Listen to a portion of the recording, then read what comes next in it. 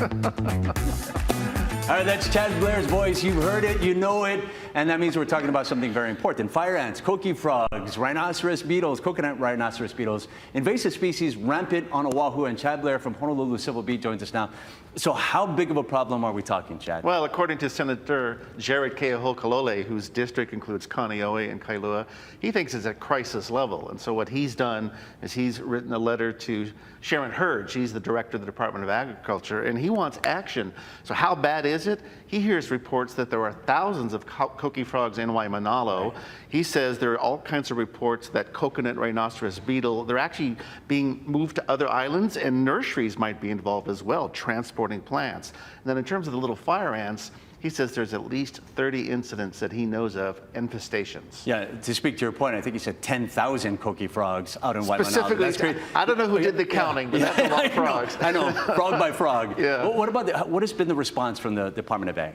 Well, Sharon Hurd, the director, says they are well aware of the problem. It's all hands on deck. She has a plan in action. She's coordinating with other departments, but also with outside agencies. But part of the problem here is funding, and they came to the legislature last session wanting more money because the supplies that they need in order to do eradication, it costs a lot of money, and the costs are going up. They didn't get what they wanted, so that's one issue. Can they get more funding to deal with the infestation? Yeah, there are members within the community, though, that are saying maybe we can do something ourselves, right? Communities that are coming together. How's that been going? Exactly. Kirsten Downey, the reporter, did talk to folks, and they do want to help. They can call the Department of Ag. They can call Senator Jared Keahokalolo's office and let them know. But we can tell you that Kirsten also talked to one expert who said, you know, the state has really been moving slow on this.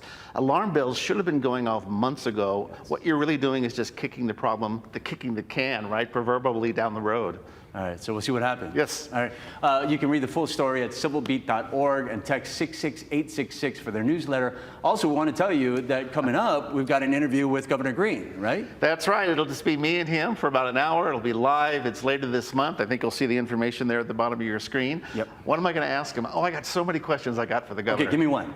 Coqui frogs, what are you going to do? There's 10,000 of them. Or Waimanalo. Yeah. All right, so there's a slew of questions, I'm sure. Yeah. None of them off the top of your head. But thanks there, Chad. We appreciate it. Sure, Steve.